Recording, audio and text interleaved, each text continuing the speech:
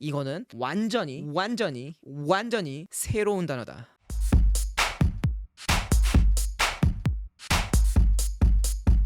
근데 그러한 복합어도 형태에 따라서 어떻게다 합성어랑 파생어로 나뉘게 된다라고 볼 수가 있겠죠. 합성어라는 건 완전한 독립된 의미를 갖고 있는 어근, 확실하게 자기의 뜻을, 자기의 뿌리를 갖고 있는 단어 두 개가 합쳐지면, 두 개 이상이 합쳐지면 합성어라고 하고요. 통사적 합성어랑 비통사적 합성어가 뭔가요? 사고나 감정을 말로 표현할 때 밑줄 쳐봐. 완결된 내용을 나타내는 언어 단위. 완결된 내용이다. 이게 통사적이라는 거야. 통사적 합성어와 비통사적 합성어가 있잖아. 자, 통사적이라는 건 문장이라고 했잖아. 완벽한 문장의 형태를 가지고 있는, 완벽한 우리말의 어순에 딱 맞는 그러한 문장, 그러한 결합 구조를 통사적 합성어라고 갖고 해요. 비통사적 합성어는 뭐냐면 우리말의 적절한 어순과 우리말의 적절한 결합 방식, 결합 순서, 결합 구조가 아닌 것을 뜻합니다. 예를 들면 자 봐봐, 서로 다른 두 개의 품사를 연결할 때는 그 품사를 연결해주는 접착제, 연결어미들이 필요하거든요. 식다라는 단어와 밥이라는 단어를 결합하고 싶어. 식는다 동사라는 단어와 밥이라는 명사를 결합하고 싶으면 식은 밥이라고 얘기하지. 그때 이때 은의 존재가 뭐냐면, 그죠? 얘가 뭐냐면 연결을 해주는 존재야. 정확하게 하면 관형사형 전성 어미가 되는데요. 관형사처럼 만들어주는 거거든. 어순과 우리말의 결합 순서, 결합 구조, 결합 방식과 일치하는 표현이라서 뭐라고 얘기하냐면 이제 통합 통사적이다라고 얘기하는 거야. 반면에 너네 그 알아? 덮밥 같은 거 알아? 덮밥이라는 거는 우리 비통사적 합성어라고 하거든. 지금 일상적으로 사용할 때 덮밥이 전혀 이상하지 않지. 아니 엄마가 애기야 덮밥 먹을래? 그러면 엄마 그 단어는 우리말이 아니야. 그건 비통사적 합성어라고 라고 얘기할 사람 있니? 또라이가 아니고서. 덮밥이란 단어는 원래 덮다라는 단어에다가 밥을 더한 거잖아.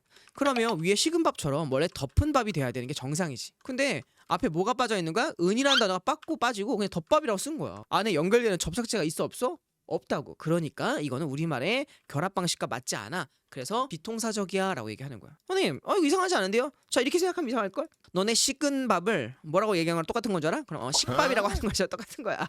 이상하잖아. 식밥은 이렇게 하면 이상해서 바로 알아채진다? 근데 덮밥은 이렇게 하면 이상한 걸 몰라. 왜? 너무 많이 쓰는 표현이니까.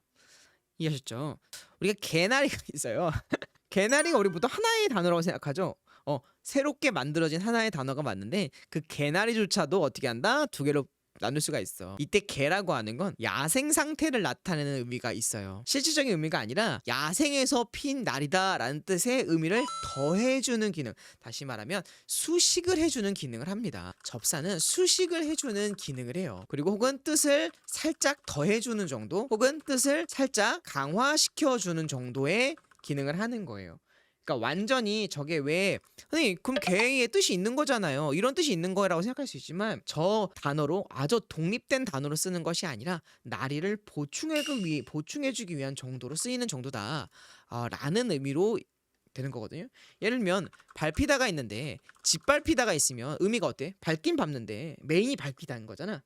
근데 꾹 눌러서 밟는 느낌인 거 알겠어요? 이 꾹을 담당하는 지그시 꾹 누르는 그런 기능을 하는 것을 뭐라고 한다? 짓밟힌다. 그래서 이런 걸 뭐한다? 접사라고 얘기하는 겁니다. 의미를 살짝 꾹 지그시 꾹 눌러주는 느낌. 오케이? 살짝 더해주는 정도 그렇게 생각하시면 될 것 같아요. 됐죠?